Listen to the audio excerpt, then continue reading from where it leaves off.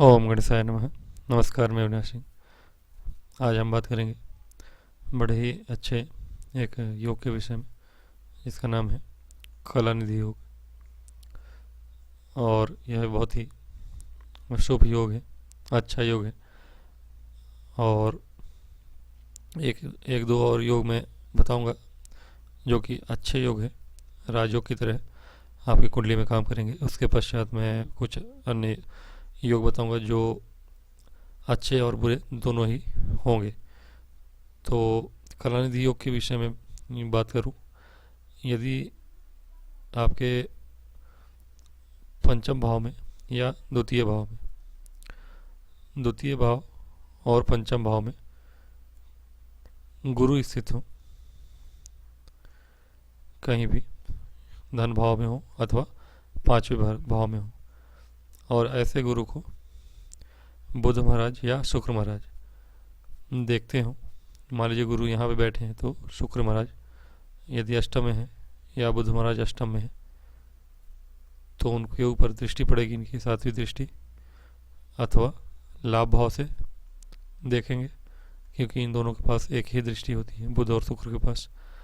तो बुध और शुक्र महाराज यदि गुरु महाराज को किसी भी प्रकार के द्वितीय में स्थित गुरु महाराज अथवा पंचम में स्थित गुरु महाराज को देखें, और या तो देखते हो या फिर बैठे भी हो, मतलब दृष्टि पड़ रही हो तो भी अच्छा है, और बैठे हो तब तो और भी अच्छा है। दृष्टि गुरु महाराज की सबसे अच्छी मानी है, लेकिन दृष्टि से अच्छा बैठना ही होता है सारे ग्रहों का, गुरु के अतिरिक्त। मान लीजिए कि गुरु के साथ ही शुक्र और बुध भी हो तो और भी अच्छा है। तो युक्त हो अथवा दृष्टिगोचर हो तो यह कलानिधि योग बन जाता है। बहुत ही सामान्य तरीके से बनने वाला योग है, इसके फल सामान्य नहीं है, सिंपल तरीके से बनता है। यदि गुरु महाराज को द्वितीय धन भाव में या पंचम भाव में, पंचम में कारक होते हैं गुरु महाराज, त्रिकोण भाव है यह, और धन भाव में धन के कारक हैं गुरु, धन भाव में भी कारक होते हैं। तो गुरु महाराज पंचम और द्वितीय में कहीं भी बैठे और बुध और शुक्र से देखे जाते हो, अथवा बुध शुक्र के साथ युति में हो, तो कलानिधि योग बनता है। हालांकि एक और भी प्रकार से बनता है यह योग, बता देता हूँ मैं वो प्रकार क्या है। तो दूसरे प्रकार में देखिए कैसे बनता है कलानिधि योग। यदि आपके दूसरे में यानी कि धन भाव में अथवा पराक्रम भाव में भी, अथवा षष्ठ भाव और सप्तम भाव, हालांकि यह दोनों तीनों ही भाव जो है, जिसमें से तीसरा और छठा, ये दो भाव आपके क्रूर ग्रहों के लिए अच्छे माने जाते हैं। फिर भी यहाँ भी यदि गुरु महाराज हो द्वितीय में, तो बताया मैंने पिछले में भी, इसमें भी गुरु महाराज द्वितीय में हो, गुरु महाराज पराक्रम में हो, षष्ठ में हो गुरु महाराज, अथवा सप्तम में हो गुरु महाराज, इन चारों में से कहीं भी बैठे हो गुरु महाराज, और बुध और शुक्र इन दोनों से दृष्टि गोचर हो रहे हो, युत ना हो कोई दिक्कत नहीं है, दृष्टि गोचर हो रहा है। द्वितीय में कहाँ से देखेंगे? बुध शुक्र यहाँ से, अष्टम भाव से बुध शुक्र, अगर द्वितीय में गुरु है तो बुध शुक्र अष्टम से देखेंगे, तृतीय में है तो नवम से देखेंगे, क्योंकि एक ही दृष्टि है इनके पास, सप्तम दृष्टि यहाँ है। तो लग्न में बुध हो तो देखेंगे, या शुक्र हो तो देखेंगे बुध शुक्र। हाँ, यह है कि दोनों होने चाहिए, बुध और शुक्र दोनों होने चाहिए। हालांकि इतना भी आसान नहीं है, यह सरल योग नहीं है बनने के लिए, क्योंकि बुध और शुक्र हालांकि साथ में ही होते हैं, बुध शुक्र आगे पीछे होते हैं सूर्य के, तो बुध शुक्र अधिकतर साथ में होते हैं, लेकिन गुरु उनके सामने हो और इन भावों में हो, यह बड़ा बात है। यही आपका योग बनाता है कलानिधि योग। षष्ठ में होने के लिए 12वें भाव में यदि शुक्र महाराज हो, जो कि उच्च के हो जाते हैं, तो 12वें भाव में, और बुध महाराज हो तो बुध शुक्र 12वें में हो गए, तो षष्ठ में गुरु बैठे हो, उनको देखते हो। तो इस प्रकार से आपके कलानिधि योग बनेगा। तो मैं एक बार साफ करके दोबारा समझा दूं आपको।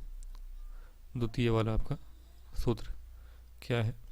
द्वितीय भाव, तृतीय भाव, षष्ठ भाव, सप्तम भाव, इन चारों में से गुरु महाराज कहीं भी बैठे हों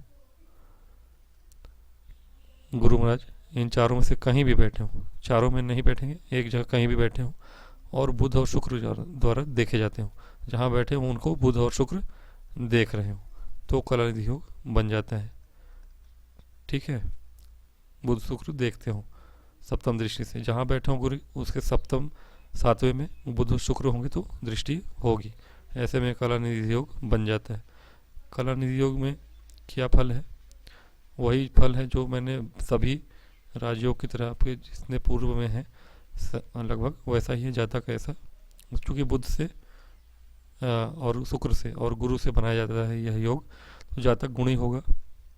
यह तीनों ही ज्ञान के कहीं ना कहीं देवता हैं, बुध हूँ, शुक्र और गुरु तीनों ही तो ज्ञान देने वाले हैं, तो ऐसा जातक गुणी होता है और ऐश्वर्य का भोग करने वाला होता है, लग्जरी लाइफ जीता है, ऐश्वर्य प्राप्त करता है और सुखी होता है और धनी भी होता है, क्योंकि धन संबंधी ही यह विचार है, तो धनी तो होगा ही और कहीं ना कहीं उच्च पद को प्राप्त होता है।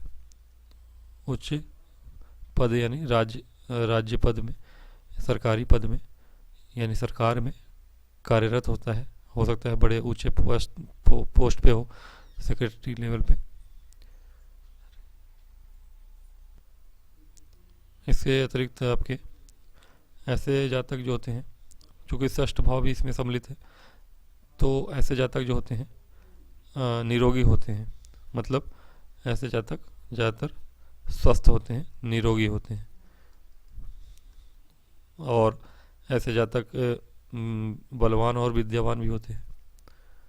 बलवान होते हैं, निरोगी और बलवान होते हैं और विद्यावान भी होते हैं। विद्वान और विद्यावान, ये दोनों, विद्वान अलग चीज़ हो गया और विद्यावान अलग चीज़ हो गया। तो विद्यावान भी होते हैं ऐसे जातक, विद्वान तो होते हैं और विद्यावान भी होते हैं। तो कुल मिला के कह सकते हैं कि कलानिधि योग जो है आपका, कलानिधि योग बहुत ही सुंदर और बड़ा ही अच्छा योग है। यदि आपकी कुंडली में ऐसा योग बन रहा हो तो यह बहुत ही अच्छा है। अगर बलवान है गुरु कुंडली में और शुक्र और बुध अच्छे हैं और अच्छी शुभ दृष्टि बढ़िया से पड़ रही है, अच्छे से पड़ रही है, तो फिर यह पूर्ण दृष्टि से देखे जाए और पूर्ण योग घट रहा हो आपकी कुंडली में, तो ये सभी चीज़ें अवश्य प्राप्त होती हैं। हाँ, ये कहिए कि अगर कुंडली में गुरु अच्छे ना हो, पीड़ित हो, मृत हो, अंश बल से कमज़ोर हो, तब यह योग उतना फलित नहीं होगा, भले बन रहा हो। ऐसा हो सकता है कि आप सब में से किसी ने ऐसा अपने कुंडली में पाया हो कि यह योग बन रहा है, फिर भी हो सकता है कि आपकी कुंडली में वह योग पूरी तरह से घटित ना हो रहा हो, क्योंकि वैसे में अंश बल देखना और ग्रह का बलाबल देखना आवश्यक हो जाता है कि ग्रह जीवित है, मृत है, कितने बलशाली हैं, उस तरह से ही आपको फल मिलेंगे। तो आशा करता हूँ कि आपको कुछ ना कुछ आपको समझ में आए और इसका फल प्राप्त हो। और इसी के साथ मैं आपसे विदा लूँगा। आप हमारे चैनल को सब्सक्राइब करें, लाइक करें। नमस्कार।